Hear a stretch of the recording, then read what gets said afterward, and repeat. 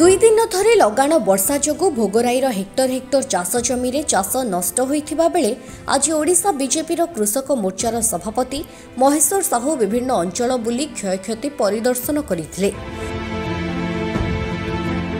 उत्तर भोगराईर 18 पंचायतर विभिन्न गाँ को गाँ जाई चाषींक पाखरे पहुंची तांकर दुख बुझिथिले।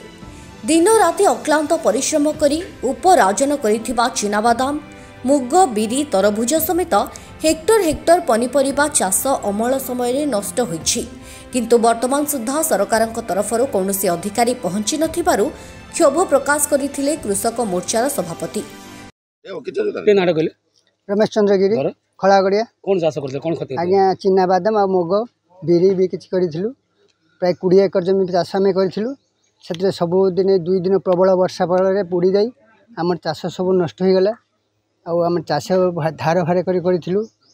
किए गाँवली सुधरे किए आनी किए आपणकर हाथ उधारी आनी किए कोऑपरेटिव ऋण आणिकी चाष कटी करूँ। ये चाष आम सब नष्ट हो जाए आम कौन करूँ ना चाषी कोऑपरेटिव पैसा दे पारू ना धार करूँ पैसा दे पारू ना आम जहाँ सुधरे आनी घर दे पारू। तेणु आम कौन करूँ आपण मैंने जहाँ साहाय्य करेंगे आम तो चाष कर सब नष्ट है धार करज कर लक्षाधिक टंका आम धार करज कर चाष कलु। तेणु आपण मैंने जहाँ ना क्षय क्षति बर्तमान सुधा कहीं आसी ना दाबी आम करूँ आम चाषीर क्षतिपूरण दि जाऊ। चाष जेहेतु आम करूँ तार क्षतिपूरण सरकार आमको देले आम चिर उपकृत हो। आपण हाथ जोड़ी अनुरोध करें माने चाषटी करूँ चाषर केमी क्षय क्षति पूरण हे से आपण मैंने चिंता करें करूँ।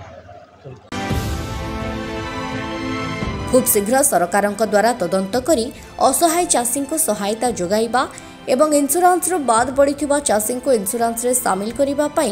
बीजेपी ओडिशा कृषक मोर्चार सभापति महेश्वर साहू दाबी करिसेंती।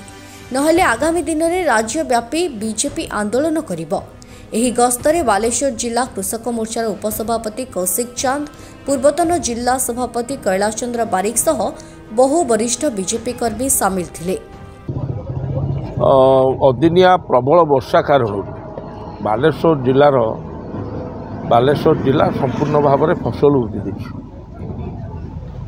आमर भोगराई ब्लॉक पूरापूरी ये जो 2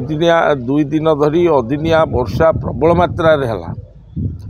सबू फसल पानी रे बुड़ी नष्ट हो जाए। आज मु घटनास्थल जाइली पूरा ब्लॉक सारा बुलिली से मुग बिरी तरभुज पनीपरिबा धान फसल एभली व्यापक भाव में हजार हजार हेक्टर जमी जलमग्न होइकी फसल नष्ट होइछि। दुख परितापर विषय वर्तमान सुधा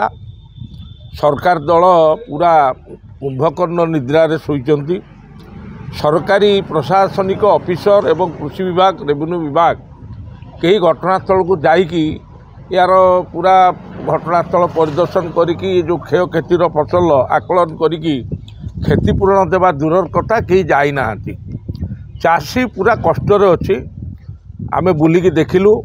जे फसल संपूर्ण भाव में नष्ट होइछि। बीजेपी कृषक मोर्चा तरफ आमे दाबी करूँ राज्य सरकार तुरंत एवं बालेश्वर जिलार प्रशासनिक अधिकारी प्रशासनिक कल एवं सरकारी दल तुरंत यार आकलन करंतु क्षति होइतिबा फसल आकलन करंतु चाषी की क्षतिपूरण दियंतु एवं विकल्प चाष करिया पई चाषी मानकु राज्य सरकार तुरंत मागणारे बिहन मागणारे सार मागणारे कीटनाशक औषध जोगे देवा सहित जो फसल क्षति होइछि तार क्षतिपूरण देवार व्यवस्था करंतु राज्य सरकार। नहले आगामी दिन में बीजेपी कृषक मोर्चा तरफ व्यापक भाव में बालेश्वर जिले में भोगराई रे चाषी आंदोलन करा देखा जाऊँ धान चाष जो रोज इन्शुरेंस तो मुग चिनाबादाम कहतु कहीं से सेक्टर सामिल करा चाषी को देखु दुख परितापर विषय ओडिशा रे गोटे अपारग अपदार्थ चाषी विरोधी सरकार अच्छी। ये 25 वर्ष सरकार रहिला परे ए सरकार केबे निद भांगु नाही कि चाषी कथा मने पड़ू नाही। चाषी जो कष्टर अच्छी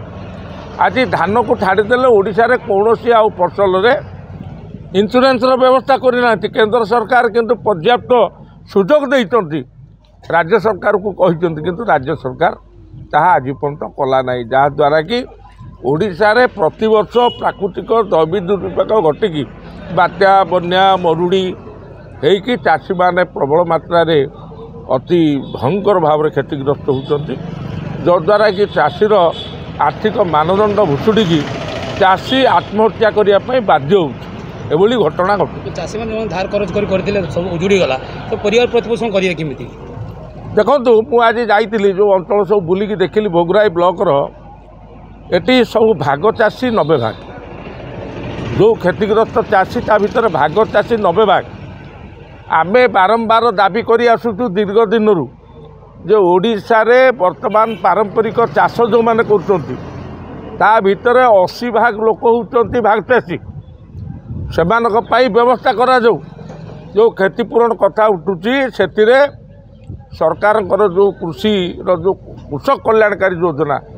सब भाग चाषी पाइबार वंचित होउचंती जेहेतु तांको नारे रेकर्ड जमी नहीं तेणुक ये नियम को परिवर्तन करा जाए कि जो माने पारंपरिक भाव में चाष कर आसुच्च भाग चाषी ओडिशा रे 80 भाग लोक चाष भाग चाषी से नूतन नियम प्रणयन करा जाऊ सरकार कहते ओडिशा सरकार भाग चाषी मान करूँ देखला बेलू भाग चाषी किसी पाऊना आज पर्यंत या बड़ी अति दुखद घटना किसी थाई न पारे आगामी दिन में आउ 2 मास पर निर्वाचन हम से निर्वाचन में भारतीय जनता पार्टी ओडिशा रे सरकार करिवो विजय लाभ करिकी एवं आमे भाग चाषी मानक पई एवं कृषक मानक पई निश्चित भाव में आय को द्विगुणित करिया पई बीजेपी सरकार काम करिवो आगामी दिन ले एथिरे आ आतंकित होवार किछि नाही।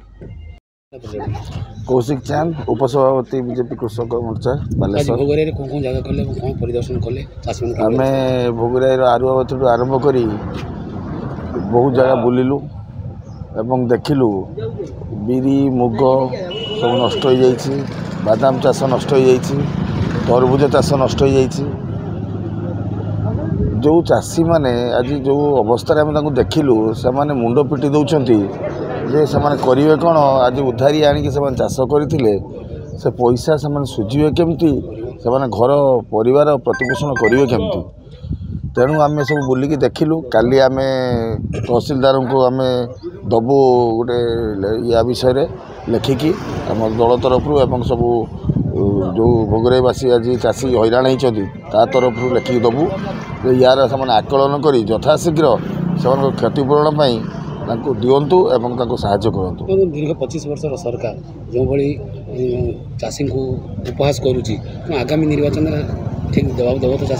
चाषी मैंने तो जवाब देवे एवं भारत रे बीजेपी सरकार हवा सहित ओडिशा रे मध्य बीजेपी सरकार हम एवं आज आम जो दुख देखी आसलु चाषी से दुख केमती दूरीकरण हम तापाई व्यवस्था बीजेपी कर सर भोगराई आज ओडिशा कृषक मोर्चा सभापति कि भोगराई बहु बीजेपी नेता कहीं उपस्थित ना गोष्ठी ना ना ना ना ना एटा कृषक मोर्चार आश्चर्य मु तो अच्छी ना ना ना मु भी तो अच्छी ना कृषक मोर्चार उपसभापति तेणु एटा गोटे विंग्स बीजेपी विंग्स एटा तेणु विंग्स जे मैंने अच्छा सब ना।